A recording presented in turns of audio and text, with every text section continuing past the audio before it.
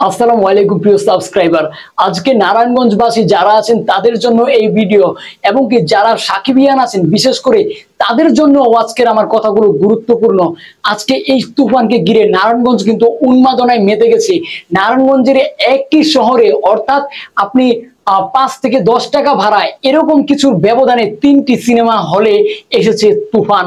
Guys, আজকের এই তুফানকে ঘিরে কিরকম উন্মাদনায় মেতেছে নারায়ণগঞ্জবাসীরা সেটা আপনারা কল্পনা করতে পারবেন না। হল মালিকরা থেকে শুরু করে যারা সাধারণ অডিয়েন্স আছেন তাদের ভিতরে 1 নম্বর উন্মাদনায় রয়েছে শুধুমাত্র তুফান সিনেমা। এই তুফানকে ঘিরে ঈদের আনন্দ যেন আরো বেশি বেশি দ্বিগুণ করে দিচ্ছে। আজকে নারায়ণগঞ্জের সিনেস্কোপ নামে একটা সিনেপ্লেক্স রয়েছে।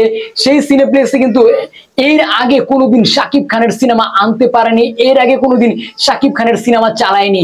অনেকেই অনেক ধরনের কটূক্তি করেছিল যে সিনেস্কোপে কখনোই শাকিব খানের সিনেমা আনে না, কারণ সুশীল সমাজ শাকিব খানের সিনেমা দেখে না।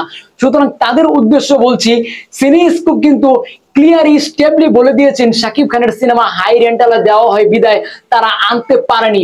অর্থাৎ তুফান সিনেমার রেন্টাল বেশি হলেও তুফান সিনেমার যে উন্মাদনা দেখেছে তারা কিন্তু ফাইনালি তুফান সিনেমা তাদের সিনেস্কোপে নিয়ে এসেছে এবং বাজেট একটু বাড়িয়ে দিয়েছে। অর্থাৎ টিকিট মূল্য 300 টাকা, আগে ছিল 200 টাকা।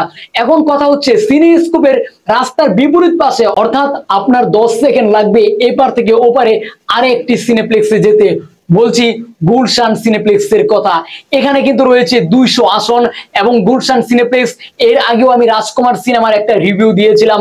দুর্দান্ত একটা সিনেপ্লেক্স এবং দুর্দান্ত একটা প্লেস, সোফা সেট এবং 8টা শীতাতপ নিয়ন্ত্রিত এসি রয়েছে, যেটা কিনা আপনাকে সিনেমা দেখতে সিনেমা হলে একটা আলাদা আরাম ফিল দেয়। দর্শক, এই সিনেপ্লেক্সের কথা না বললেই নয়। আপনি যখন একটা সিনেপ্লেক্সে সিনেমা দেখবেন, সেখানে যদি স্বল্প কিছু দর্শক হয় তাতে কিন্তু সিনেপ্লেক্সে না দেখে ঘরে বসে সিনেমা দেখাই ভালো।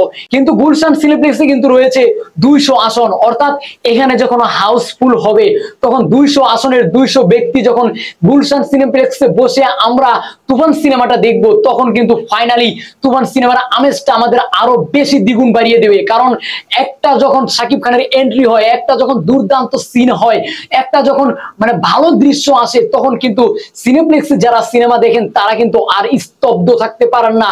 তারা কিন্তু তাদের ভিতরের আবেগটা প্রকাশ করেন চিৎকার এবং নানান রকম শীষ দিয়ে। গাইস, এটাই কিন্তু সিনেমা হল, এটাই কিন্তু সিনেপ্লেক্স, এটাই কিন্তু একটা ভালোবাসার জায়গা যেখানে বসে সকলেই মিলে একটা সিনেমা উপভোগ করা যায়। সুতরাং বলছিলাম, এই গুলশান সিনেপ্লেক্সের কথা না বললেই নয়। আমি নিজেও কিন্তু পার্সোনালি গুলশান সিনেপ্লেক্সে যাব। যারা আমার সাথে সিনেপ্লেক্সে গিয়ে সিনেমা দেখতে চান অবশ্যই কমেন্ট করে জানাবেন। নারায়ণগঞ্জ বাসিন্দাদের বলছি, এক্ষুনি কমেন্ট বক্স পাঠিয়ে দিন এবং আমার সাথে সরাসরি যোগাযোগ করবেন। আমি আপনাদেরকে নিয়ে একসাথে সিনেপ্লেক্সের ছবি দেখবো এবং আপনাদেরকে নিয়ে আমি ভিডিও তৈরি করব।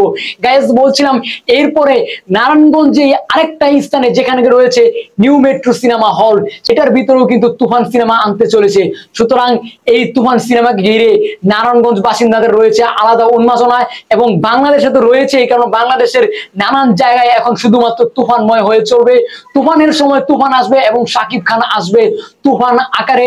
ইতিমধ্যে কিন্তু টাইটেল গান, উড়াধুরা গান এবং কি যতগুলো শাকিব খানের ফার্স্ট লুক বের হয়েছে সকলেই কিন্তু সিনেমা হলে আসার আগেই তুফান তুলে ফেলেছে। এবং সিনেমা হলে আসলে কি হবে সেটা কিন্তু অলরেডি সিনেমা হল মালিকরা বুঝে গেছেন এবং আমরা অডিয়েন্সরাও বুঝে গেছি। সুতরাং আর কিছু সময় মাত্র বাকি, আর কিছু দিন মাত্র বাকি। আপনারা সকলে ওয়েট করেন, আপনাদেরকে নিয়ে আমি গুলশান সিনেপ্লেক্সে সিনেমা দেখবো এবং আপনাদেরকে নিয়ে আমি আরো একটা রিভিউ দিব।